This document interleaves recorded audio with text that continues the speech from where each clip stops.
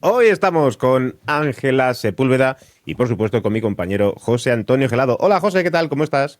Muy buenas, Pachi. Pedazo de infografía que te has currado ahí con IA o con algo, ¿no? Te has currado ahí Una una miniatura presentación, buena. ¿eh? ¿Qué Ahí está, sí, presentación? señor. Desde luego, un alarde No, de... no escatimamos No, medios. no, en un alarde de medios técnicos.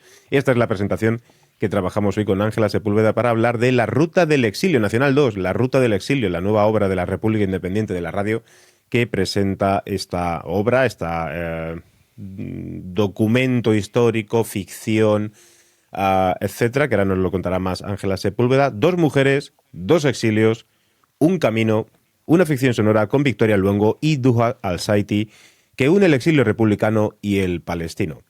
Hola Ángela, bienvenida a Campus Podcast, ¿cómo estás? ¿Qué tal? Muchas gracias por invitarme.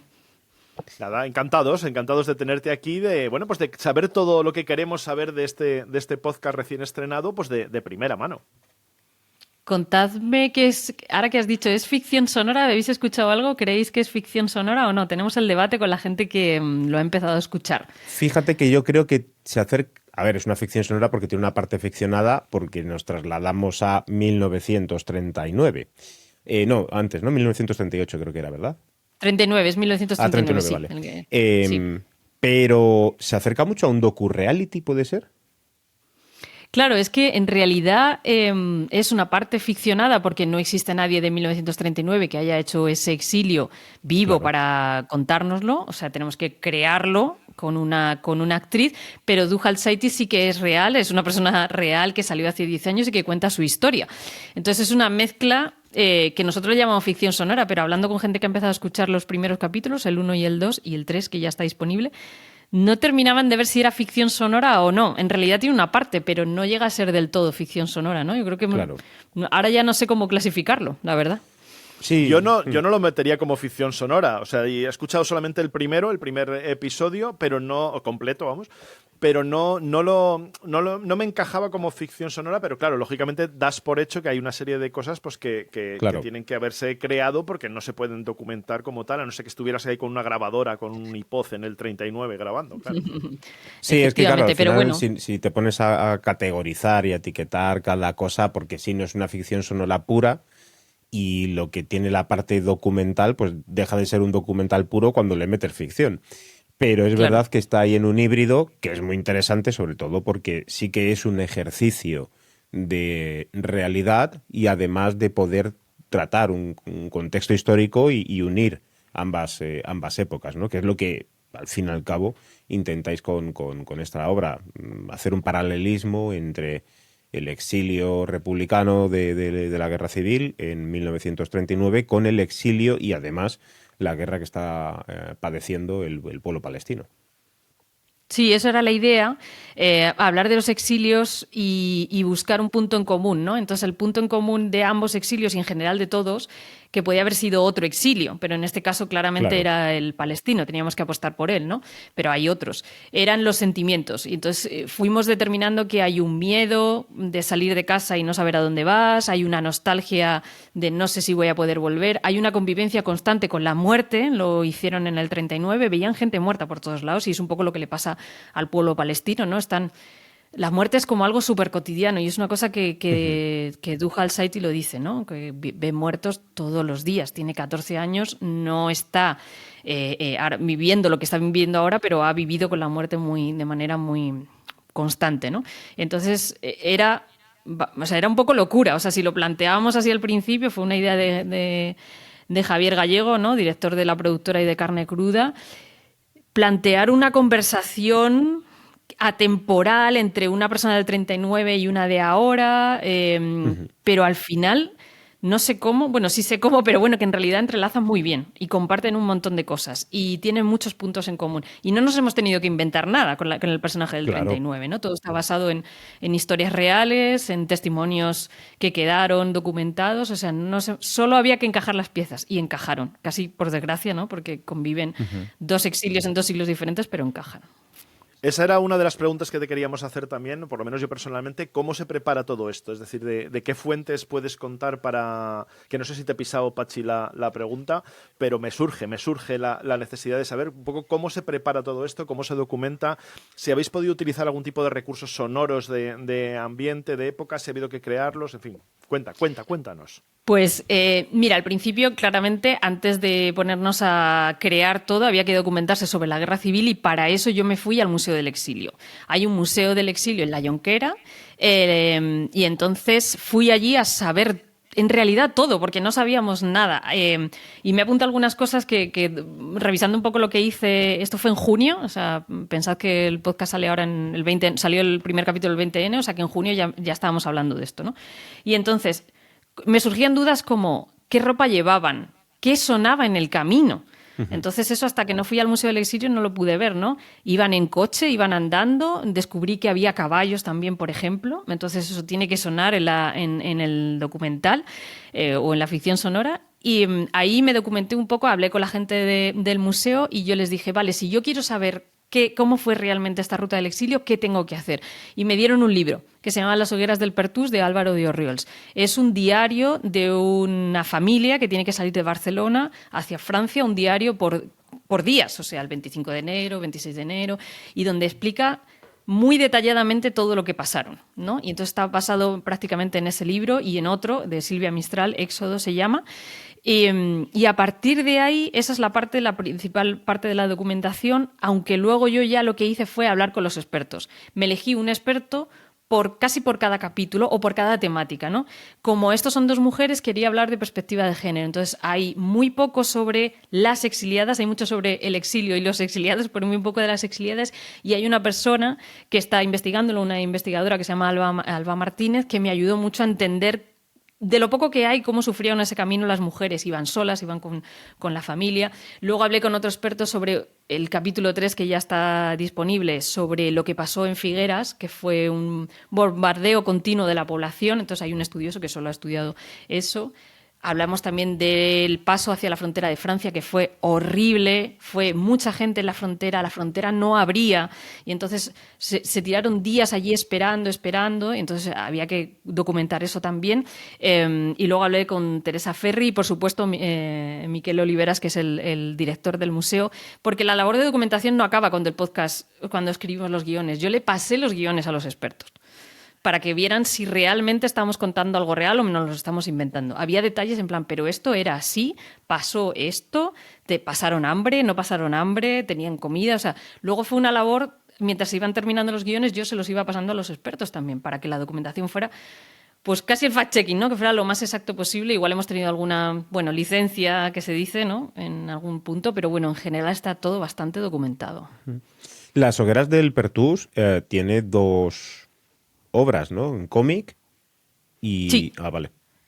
Sí, en la obra del Pertús hay un cómic posterior, pero el libro... el cómic está basado yo creo que está basado en el libro. Yo no me he leído el cómic, me he leído el libro que salió y fue el que me recomendaron en el Sí, porque se museo, llama sí. Las hogueras del Pertús, diario de la evacuación de Cataluña, ¿no? Originalmente. Sí, que es de eso es. Álvaro... De Urriols, sí. Ajá. Sí. Sí, le él va tengo aquí documentando. pendiente de cuando lo dijisteis tal, y veo que encontrarlo va a ser terriblemente difícil, encontrar este Muy libro. difícil. De hecho, gracias a que yo fui al museo, yo lo pude comprar en la tienda del museo. Claro. Y hay algún libro que me recomendó algún experto, sobre todo, ahora no recuerdo el nombre, pero era una exiliada que contaba un poco parecido, que ha sido imposible conseguirlo. De hecho, yo hablé con la editorial, ya no lo editaban. Entonces, hay muchos de los testimonios que no he podido acceder a ellos. Siempre digo que trabajé varios meses, pero podría haber trabajado un año. Claro. Perfectamente. Hay Yo mucha... lo tengo aquí para comprar, o sea, tal y como estamos aquí, me he puesto a buscarlo tal y demás, y en Amazon sí que me aparece, pero en segunda mano, y que quedan 3 disponibles. Quedarán 2 porque yo voy a comprar uno. Entonces, y es verdad que el precio son 30 euros, y claro, a mí como también me gusta muchísimo la historia, Lo sé. es verdad que leo muchísimo en relación a la guerra civil principalmente, ¿no? Y las historias, pero también historia de España. Y cuando lo comentasteis allí, pues es verdad que ahora me había despistado y no lo había comprado, pero le acabo de dar a comprar porque me llama mucho la atención, al igual que vuestra obra, cuando me lo dijisteis que ibais a sacar esto, dije, es que me atrae mucho, me llama mucho, y después de escuchar el primer...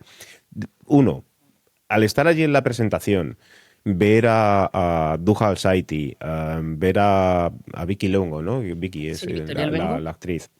Ujú. Ver un poco también, que aparte que conozco a la familia de la República Independiente de la Radio, etcétera, y el cariño que les profeso a todos. Y digo, pues poco puede salir mal de aquí, pero después de escuchar el episodio 1, es verdad que es una obra que puede calar muy fondo, ¿vale? Puede calar muy hondo dentro de la gente que se acerque a ella, que yo creo que el mayor de los problemas con respecto a esto es que la gente se acerque realmente a escuchar esta obra, ¿no? Es la parte de comunicación, divulgación y cómo llegamos a que la gente lo escuche, porque el que lo escuche le va a encantar, le va a gustar. Era una de las cosas, o sea, sabéis que esto forma parte de un proyecto mucho más grande de la República, que Sí. es que vamos a hacer un un podcast Por por cada cada nacional. sí. Eso es lo que os iba yo a preguntar. ¿Por qué Nacional 2 si el anterior fue Nacional 1? Y me alegro que lo digas. Mira, Nacional, o sea, esto fue una idea muy loca que tiene la República, que es hacer una historia por cada nacional. Entonces, Nacional 1 fue Eduardo Chillida porque coincidía con el centenario y entonces aprovechamos para hablar de esto y cuando nos planteamos Nacional 2, Javier lo tuvo claro, dijo, esto es exilio, esto es 2025, hay los 50 años de la muerte de Franco, pero ¿cómo lo contamos? Y ahí retomo un poco tu pregunta, ¿cómo contamos esto para que sea atractivo? Claro. O sea, una ruta del exilio. Hablemos de los exilios. Y ahí fue cuando unamos el exilio republicano con otros exilios. En un principio, ya te digo que no, casi que lo teníamos claro, pero no, o sea, faltaba elegir al personaje o la persona que nos contara el exilio X, palestino, podía ser ucraniano, podría ser sirio, que también eso fue una búsqueda también a la hora de la documentación, ¿no? Había dos partes de la documentación, ¿no? Y hacerlo atractivo. Por eso tiene una banda sonora original, por eso Claro. es un guión perfectamente hilado, porque si no sería un podcast de exilios con entrevistas y ya está. Claro. O sea que la idea es que aprendamos del exilio del 39, que os aseguro que no sabemos casi nada. Igual tú conoces porque has leído mucho, Iván. No, pero por mucho que leas, hay muchas cosas que están ocultas, hay mucha información, pero casi siempre suele ser la misma. Entonces, de hecho, allí yo descubrí algo que también le había pasado a Javier Gallego, que lo comentó allí, que él había descubierto que la Guerra Civil Española fue la primera guerra civil donde se atacó directamente, indiscriminadamente a la población española. Y fue la primera vez en la historia moderna. Es obvio que no sabemos si en la época los romanos hacían eso o no, pero en la historia moderna fue la primera guerra donde se atacaba, asesinaba y mataba indiscriminadamente a la población civil. Y eso es lo que está viviendo exactamente el pueblo palestino con este genocidio. Sí, de hecho esto lo hablamos muy bien en el capítulo 3 para que dónde empieza y cómo hemos ido pasando por las diferentes guerras donde se ha ido atacando constantemente a la población civil, donde hemos llegado a Palestina, donde es muy sangrante, ¿no? Cómo se está atacando a la población civil. Y eso lo descubrimos hablando, no con la documentación, pero sí hablando con expertos, ¿no? Con Enric Puyol, que fue el que habló de Figueras como el Guernica catalán, que eso es una cosa que hubo muchos Guernicas, Guernica es el símbolo, pero hay muchos Guernicas. Y de hecho él le llamó Figueras el Guernica catalán para atraer la atención de la gente. Claro, en plan, claro. Oye, que no es solo Guernica. Sí, hubo muchísimos bombardeos. De hecho, en Alicante, por ejemplo, hubo un bombardeo también que fue, bueno, pues muy alarmante y fue un horror para toda la población civil. Pero es verdad que Guernica pues se ha quedado en el imaginario como el único, pero en verdad, para nada. Hubo muchos. Claro. Que hablando de la obra, cuéntame, ¿cuánto tiempo has tardado en documentarte y ibas escribiendo según ibas documentándote o esperaste a documentarte con todo para después iniciar la redacción? Porque creo que no has hecho la guionización, lo que has hecho ha sido la redacción de los contenidos para después pasar a la guionización, ¿no? Sí, he repasado que empecé como en junio, el 1 de junio hice el viaje, o sea, un poquito antes estuve un poco documentándome, estuve todo junio documentándome, luego estaba mirando un poco, porque ya se me había olvidado, pero luego lo que hice fue leer los dos libros que teníamos en la mano y o sea, los capítulos los teníamos más o menos divididos porque sabíamos dónde empezaba el protagonista, Victoria Luengo, o Lola en este caso, y dónde iba a acabar. Entonces, era un capítulo por cada etapa de viaje. Entonces, fui colocando la información según los capítulos y me hice un Excel porque había que unir las dos historias. Claro. O sea, no solo es Lola, es Duja. Entonces, yo a Duja la entrevisté, cuando ya la conseguí encontrar, la entrevisté 2 veces durante 1 hora cada vez. Y tenía un montón de hitos, entonces la fui colocando. Y ese trabajo paramos en agosto para descansar y en septiembre se empezaron... Hay un trabajo previo en agosto porque los guiones son de Javier Gallego en colaboración con David Pascual. Y entonces hay un trabajo en agosto de David, mientras nosotros estamos de vacaciones, haciendo un poco como la construcción del personaje, escenarios, tramas y demás, y luego lo recoge Javier y termina los guiones, ¿no? Entonces, la documentación termina cuando Javier empieza a escribir los guiones como yo creo como en septiembre, pero no termina, ya está, venga, los guiones ya están hechos, sino que hay una labor también como de peloteo entre Javier y yo. Oye, esto lo puedo poner, esto Claro. me compruebas este dato, puedes hablar con los expertos para ver.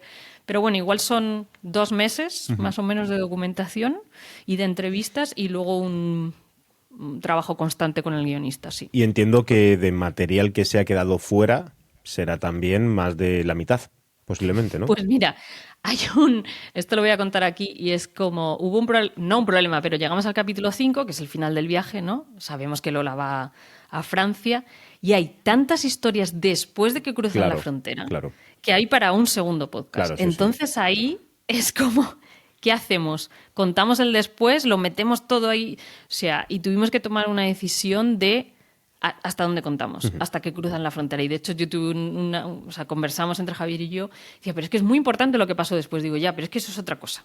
Claro. O sea, nuestro trabajo es hasta que cruzan la frontera, es la ruta, ¿sabes? Entonces, es verdad que es increíble lo que pasa después y todo lo que pasan después. Y, en fin, recordad que se van a campos de concentración, que a los españoles los meten en una playa sin nada. Y es, o sea, a nivel de narrativa lo puedes contar súper bien, pero no podíamos hacerlo. Claro. Entonces, tuvimos que parar. Y con lo que has dicho, es una documentación y un trabajo que empezó en mayo, junio, estamos en noviembre, que es cuando se ha estrenado, con algunos huecos, vacaciones, equipos y demás, mucha gente participando, por lo que nos estás diciendo, ha habido guionistas, documentación, por supuesto grabación, sonido, etcétera, todo el equipo de la República de la Radio.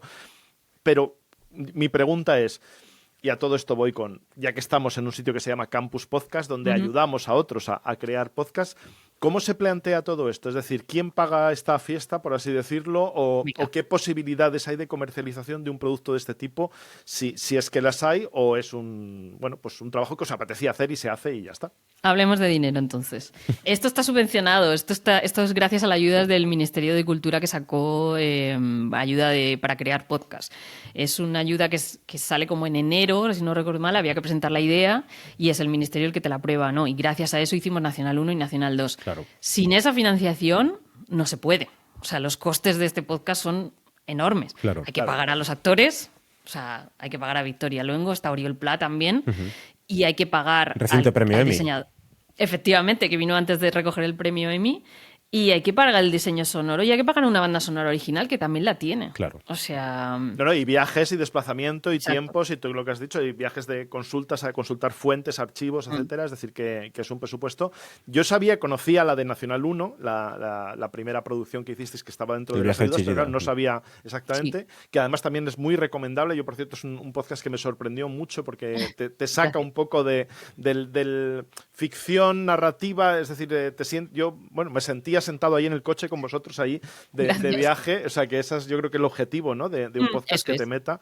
Pero claro, ¿cómo os plantearíais? Claro, en este caso, por lo que has dicho, hay ya una subvención, hay un trabajo ya previo de preparación y demás, que hemos comentado también alguna vez aquí en Campus Podcast del tema de las subvenciones, pero ¿crees que sería viable de otra forma? Es decir, ¿habría un patrocinador para esto? Porque a lo mejor es un poco complicado, ¿no? O otra fuente de financiación. Claro, habría que trabajarlo mucho y buscar el patrocinio, y vosotros sabéis que es muy complicado y que es mucho dinero.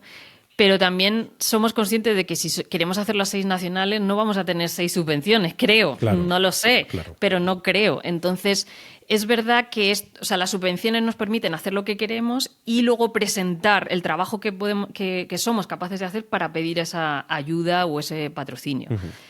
ahora mismo estamos en Nacional 2 y ya pensando en Nacional 3. O sea, no hemos terminado Nacional 2 y estamos pensando en Nacional 3.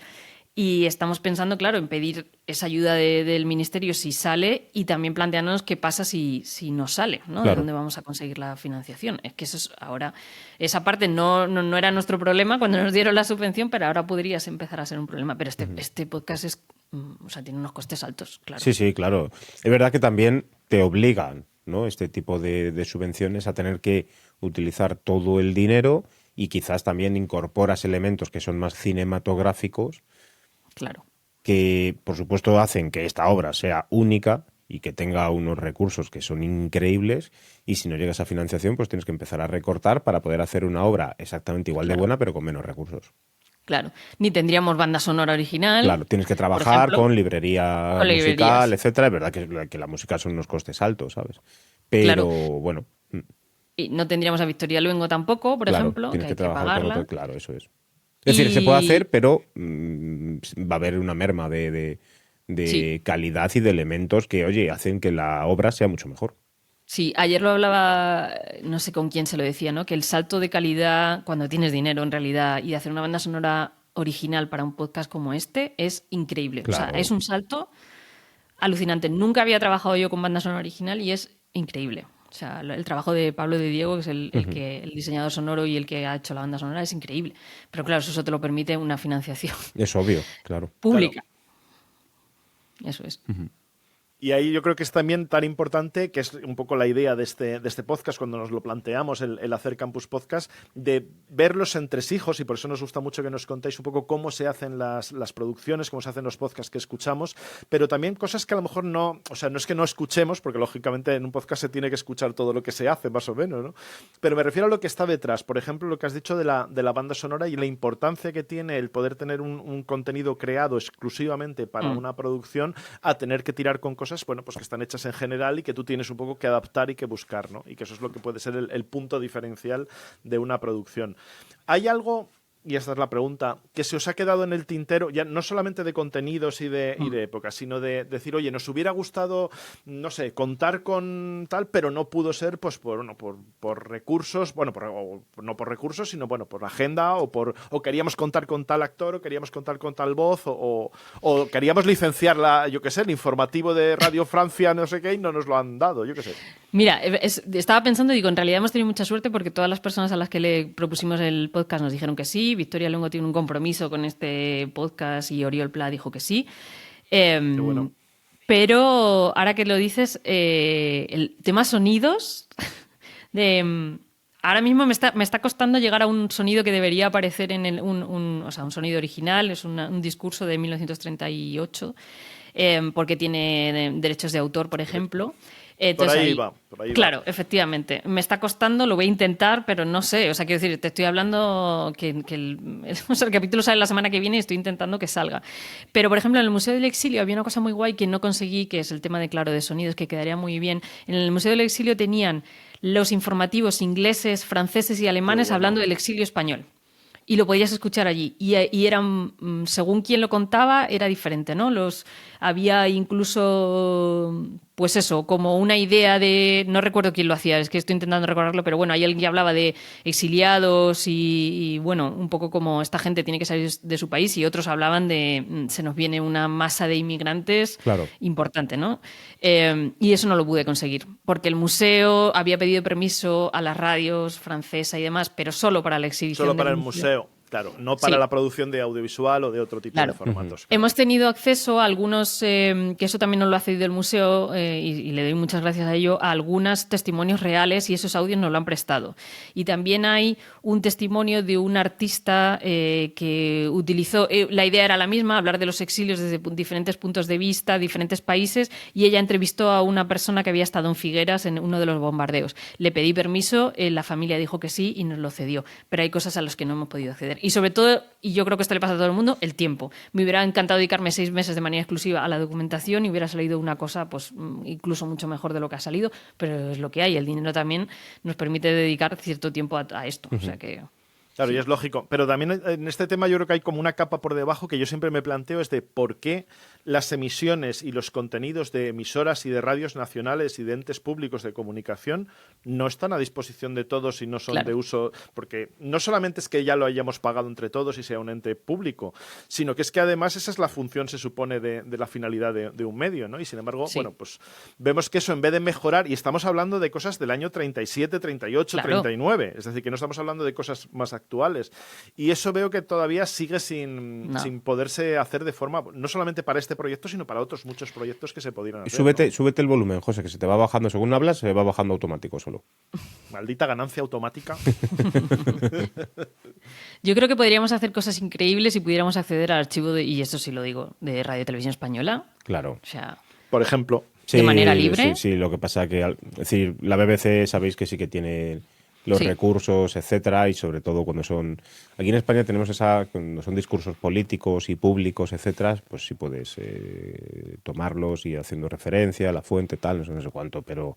Claro, pero yo voy al boletín, al boleto de Radio Nacional de España, claro. En otros países o en otras emisoras, de que ese contenido tendría que poder... Que todos entendemos que tiene que haber unos límites, que hay un uso y tal, pero que sí que se pueden hacer obras derivadas en las que se puede incluir, como por ejemplo esto que estamos hablando, ¿no? De un podcast. Quítale la ganancia, quítale esa ganancia automática, porque que según vas hablando vas perdiendo fuelle, José. Puede ser yo también. Fuelle, sí. Hay una cosa que para el que haga podcast también, ya que estamos hablando aquí en Caput Podcast, aprovechar la Biblioteca Nacional. Sí. Tiene unos archivos sonoros importantes. Sí. Hay que pagar una cantidad, por ejemplo, nosotros hemos pagado 3 euros por algunos segundos, claro. Pero bueno, es accesible, te lo mandan rápido, si no tienes derechos de autor es bastante... Pero bueno, que también ha habido una búsqueda un poco de archivos sonoros del 39, es un poco complicado, pero la Biblioteca Nacional los tiene. O sea todo esto hablando de la documentación relativa a 1939 y la Guerra Civil Española, pero con respecto a la documentación actual de Palestina, ¿cómo te has documentado? Si ha sido todo a través de Duha Al-Saiti, que es la muchacha esta que participa y que ahora nos contarás sobre ella. ¿Ese proceso de documentación cómo ha sido a través de ella o cómo? Sí, en realidad primero hubo que buscar quién iba a ser esa persona y eso fue una labor también complicada. Primero porque teníamos unos requisitos que era que hablara español, claro, y que se le entendiera bastante bien. Entonces no podíamos elegir a nadie que hubiera salido hace poco de Palestina, a no ser que ya hablara español antes, ¿no? Una persona que comunicara bien, que recordara detalles. Esto es muy importante para los podcasts, lo sabéis, ¿no? Recordar detalles, anécdotas, todo eso que te haga empatizar con la persona. Entonces... y además aquí teníamos una dificultad y es que se pareciera el camino que hizo para salir de su país al exilio español, que hubiera cruzado una frontera a pie por lo menos. Sabemos que esto es el siglo XX y hay aviones y demás, pero bueno, que por lo menos la primera frontera la cruzara a pie, entonces se pareciera un poco, pudiéramos hacer ese paralelismo. Y entonces empezamos buscando, teníamos claro casi siempre que iba a ser Palestina, pero bueno, no descartamos también el exilio sirio, por ejemplo, y estuvimos buscando. Y yo con Duha di porque Duha está muy presente en los medios de comunicación. Yo había leído su historia ya antes de hablar con ella y lo que hice fue... La localicé, conseguí su contacto y hice una primera videollamada. Oye, cuéntame tu historia, un poco así en general. Y entonces vi todo el rato según me iba contando, yo ya estaba documentada del exilio español, entonces yo ya tenía en mi cabeza los detalles que íbamos a utilizar. Entonces como, perfecto, salió en invierno, por ejemplo, es un detalle que ambas comparten. La ruta del exilio es a finales de enero, principios de febrero, la que hacemos con Lola, y ella salió en diciembre, era invierno, o sea, pasaron frío, ambas dos. Cruzó la frontera a pie, la de Rafah, hacia Egipto. O sea, eran como todo el rato paralelismos. Vale, perfecto. Se lo conté a Javier, es ella. ¿Estás segura? ¿Crees que deberíamos de buscar? Digo, no, es ella, lo tengo claro. Habla súper bien, me ha contado algunos detalles importantes y demás. Y ahí ya la citamos en el estudio y le hice una primera entrevista de 1 hora y luego una segunda entrevista y lo pasamos por Trint, que es, ya sabéis, la transcripción, y de ahí pues los guionistas fueron cogiendo los detalles y luego hubo una guionización de su historia. O sea, luego los guionistas, o Javier en este caso, utilizó sus respuestas para escribirlas un poco, porque si no, no iba a funcionar. No iba a funcionar que alguien hablara con un guión delante como Victoria Claro. y le contestara a Duja con... Pero simplemente basadas, un poco ordenar las Claro, ideas sí, sí. y demás. Duja, Y has sí, la dicho historia... antes que tiene 14 años. Duja tenía 14 años cuando salió, hace 10 Vale. años. En 2015 tenía 14 años cuando Entonces, salió de Palestina. Si esa chica que estaba allí en el escenario tiene No. 14 años, digo, a ver, No. es obvio que cuando tú viajas a algunos países te das cuenta de que la gente muy joven ha adquirido una madurez que no es habitual en Occidente. Pero claro, digo, 14 años a mí ya me está pareciendo No, exagerado. tenía 14 cuando salió en 2015, Vale. hace 10 años. Sí, sí, sí. Y ella es muy importante en la historia porque recuerda muchos detalles. Claro. Y muchos detalles que para un podcast son oro. ¿Qué comía cuando estaba allí, por ejemplo? ¿A qué jugaba? Cosas así que parecen banales, pero para nosotros eran súper importantes. Claro, porque te permite crearte la imagen, ¿no? Y poderlo reflejar y rediseñar en el cerebro del que escucha, ¿no?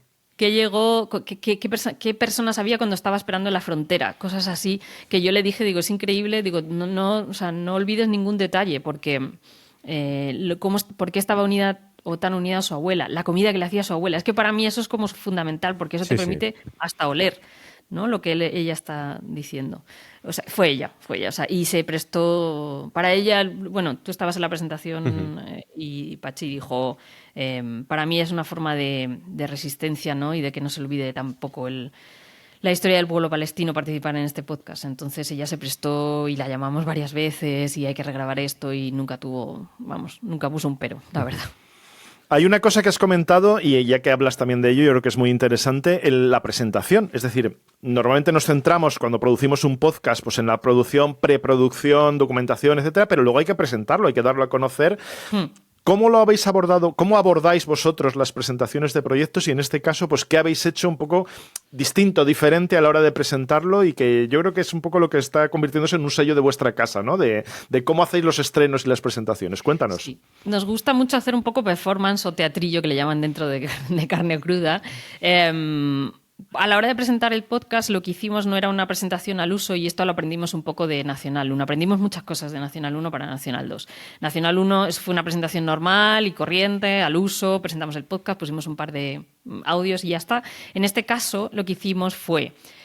Javier trajo una radio antigua, muy antigua, de los años 50, la pusimos en la República Independiente de la Radio, que es donde hicimos la presentación, y pusimos... uno de los audios que se escucha en el primer episodio de un locutor republicano hablando de huye la gente. Eso enlazó, y también pasa en el capítulo 1, no estoy haciendo spoilers, con titulares de todos los exilios más o menos que hemos ido viendo, pues el sirio, ucraniano y demás, y de ahí apareció Javier, dio la bienvenida y dijo realmente las protagonistas aquí son Duja Al-Saiti y Victoria Luengo, que llegaron a la presentación con una maleta antigua cada una que compramos para la presentación, ¿no? Una muy grande y marrón que simbolizaba la guerra civil, ¿no? Y una un poquito más pequeñita, gris, que es, bueno, para ver un poco la diferencia entre el siglo XX y el siglo XXI, y ahí empezó la presentación. Pusimos también una escena de ficción que duró como dos minutos y medio más o menos, y hablamos un poco de la banda sonora, salí yo a hablar de la documentación. En realidad esto suena muy largo, pero fueron 40 minutos nada más. Nos gustan también las presentaciones cortas, eso también es verdad. Y luego a la hora de comunicar, una cosa que aprendimos con Nacional 1 es que, bueno, nosotros tenemos una ventaja y es que tenemos carne cruda. Y eso es una ventaja increíble que no tienen otras productoras. Es un altavoz y además todo el mundo conoce y reconoce la línea editorial de Carne Cruda. Exacto. Y es la línea editorial de Carne Cruda, y este contenido está totalmente ligado a la línea editorial. Por lo tanto, la gente que te escucha... Sabes que son también de la misma línea editorial y con la misma ideología política, lo cual al final favorece, claro, es obvio. Sí, tenemos un público como asegurado, y eso no lo puede decir todo el mundo. Claro. Luego, si llegamos a más gente, estupendo. Entonces, el altavoz de Carne Cruda es ideal para promocionarlo, o sea, ya partimos de una base de que una productora independiente no parte, eso es verdad. Claro. Pero aprendimos de Nacional 1 que nos faltaba un pulso de comunicación, y que hicimos, ahora, a la hora de pedir la ayuda, pedimos una partida para comunicación y contamos con un externo, con Prodigioso Volcán, que nos han ayudado en la comunicación. Hicieron una comunicación, pues nos ayudaron a crear un vídeo poner un fragmento del primer episodio que no había salido todavía para la prensa, un apoyo para comunicar, para intentar conseguir entrevistas y salir en la prensa generalista, que es lo más difícil de todo, ¿no? Claro. Y no solo en el ámbito del podcast. Y eso lo aprendimos con Nacional 1, o sea, tenemos el pulso de carne cruda, pero no, muchas veces tenemos que salir de ese ámbito de carne cruda, tenemos que llegar a otras personas. Sí, si no entras ahí en una endogamia dentro de tu mismo sector, que hay mucha gente que por lo que sea pues no lo escucha habitualmente, ¿eh? Entonces sí es verdad que hacer esa apertura a gente más curiosa, incluso detractores de carne cruda, es decir, aquí en este tipo de cosas creo que lo hemos comentado José y yo en algunas formaciones, etcétera, que esto no solamente va de amigos, esto va a que también llegues a los enemigos, porque te tienes que rodear de familia, amigos y enemigos. Y además es muy interesante lo que comentas también de esa parte de comunicación, que como todos sabemos es una parte fundamental que no siempre en todos los proyectos se puede meter, pero siempre que se pueda incluye una parte de promoción y de comunicación, por pequeña que sea o por modesta que sea dentro del presupuesto, pero no hay que olvidarla, porque si no, no llegamos, lo que estábamos diciendo, no llegas a comunicar fuera de los oyentes o del círculo que ya tienes habitualmente, ¿no? Sí, tenemos una parte, o sea, hay una persona dedicada a hacer vídeos, que es Álvaro Vega, que se dedica a hacer los vídeos para Instagram, por ejemplo. Y entonces, otra cosa que aprendimos de Nacional 1, necesitas, que esto no lo piensas, cuando estás haciendo un podcast necesitas ir documentando en imagen todo lo que estás haciendo. Claro, porque claro. luego te va a servir para comunicar. Para el making Muy of. bueno. Claro. Claro, luego en Nacional 1, a mí, por ejemplo, me lo dijo Marta González, que es la persona de redes y comunicación, me dijo, cuando hagáis el viaje, documentalo todo. Yo no estaba en eso. Yo estaba con que... Claro, que suene bien, que grabar, claro. Y eso que íbamos con Eloy de la Daza, que hacía toda la parte de grabación y ya no me encargaba tanto del sonido, pero la producción, que el entrevistado estuviera en su sitio, que no se nos olvidara nada, porque el viaje era ir y volver, y entonces con eso teníamos que montar el podcast y nos dimos cuenta de no tenemos nada para comunicar. No hay nada, no hay ni una imagen, nada. Entonces como, vale, aprendizaje para el siguiente. Todas las sesiones que hemos grabado con Victoria, Oriol, con Duja, todo eso está grabado en vídeo. Entonces esto nos está permitiendo sacar extractos. Claro, sí. Pues ya tenemos Las estrategias de comunicación son vitales. Sí. Dos aprendizajes en este podcast para nuestros alumnos y oyentes. Primero, si puedes, deja una parte de promoción y de comunicación, y si no puedes también, inténtalo. Y segunda, documenta el making of de todo lo que estás haciendo en la grabación del podcast. Sí, porque si no las redes no te van a hacer caso. O sea, necesitas meter imagen ahí. Y bueno, como tenemos también, y a nivel imágenes que tenemos las ilustraciones de Sonia Pulido, que tú has puesto al principio de este podcast la portada, ¿no?, de Nacional 2, y nos ha hecho una ilustración por cada capítulo. Eso también nos permite, de hecho Álvaro Vega lo que hace es animar, efectivamente, un poco esas ilustraciones, muy poquito, gracias a Sonia Pulido, que nos ha permitido animar esas ilustraciones, y también, claro, todo eso es imagen. O sea... Y además a vosotros también decir que aquí llueve sobre mojado, porque espero también que esto tenga sus premios y sus reconocimientos, porque ya lo tenéis también con Nacional 1, con lo que era el diseño y la cover y toda la imagen del podcast, ¿no? Sí, un premio en Podcast Days por la imagen de Nacional 1 que nos hizo Luisa Chillida, que es la nieta de Eduardo Chillida, efectivamente. Para nosotros la imagen eso es muy importante. O sea, también otro aprendizaje. Tercer aprendizaje, la importancia de la cover. El cuarto es no pongáis ganancia automática en los micrófonos. Porque vuelve a subírtelo. Es que no puedo cambiarlo ahora, no me deja Riverside. Vuelve a subírtelo. Pero piensa en la portada de tu podcast. O sea, es súper importante. Eso es una cosa que yo aprendí también. Mira, una de las cosas que vengo analizando y estudiando desde hace 3-4 meses con mucho detenimiento es la efectividad de las portadas, miniaturas, etcétera. Es obvio que ya lo sabíamos desde hace muchísimo tiempo, la importancia de la miniatura o la importancia de la portada de un podcast. Pero en los últimos 3 meses estoy descubriendo cosas que digo, es que es acojonante, es mucho mayor de lo que me esperaba. Dentro de que ya sabía que era muy importante, es mucho mayor ahora. Mucho mayor, porque ahora hay más ruido, hay más contenidos, pasa más desapercibido, pues bueno, al fin y al cabo como cuando entras en una librería. O cuando entras, mira, un paralelismo que hago es con la industria del vino. Es decir, se venden más vinos dependiendo de la etiqueta. Es decir, hay un negocio y hay un marketing increíble con las etiquetas de los vinos y con el embotellado de los vinos, porque se han visto influenciadas las ventas con respecto a algunos vinos e incluso el nombre de algunos vinos. Y ahí estamos en esa misma tesitura, que quien no se dé cuenta de que la portada es importante, de que los títulos son importantes y que además tiene que tener cierta concordancia con lo que vas a decir después y además destacar, pues oye, pues se está quedando atrás. Es muy importante la portada, como tú dices, y claro, cuando tienes un diseñador o diseñadores, como es vuestro caso, y además con esta calidad, pues oye, pues un éxito más. Pero Un Sonia podcast, Pulido, pero un podcast se Sonia juzga por Pulido- la portada. Claro, Sonia Pulido es que no había hecho nunca podcast. Bueno, Nada. pero es ilustradora. Claro, Pero claro. le tuvimos que decidme, yo sé lo que tengo que hacer en una portada de un libro. Claro, eso es. Pero decidme. Entonces Claro. le dijimos, lo más simple posible, no pongas muchos colores, elige los colores exactamente y sobre todo la portada lo más simple, porque nos pasó con Nacional 1. Si Nacional 1 lo ves en un agregador como Pocket Cast, es blanco. Claro. Y tiene 2 letras, o sea, Sí, sí. 3 letras del nombre y ya está. Menos ruido, se ve mejor. Sí, sí. Entonces, en Nacional 2 le ha pasado un poco igual y los colores están elegidos, son los colores de la bandera palestina. Bueno, Ángela. Y Lola es blanco y negro. Blanco Sí. y negro y los colores de la bandera palestina. Y ya está. Pues lo dicho, otra experiencia, otro aprendizaje más. Los podcasts sí se escuchan y se juzgan por la cover también. Totalmente.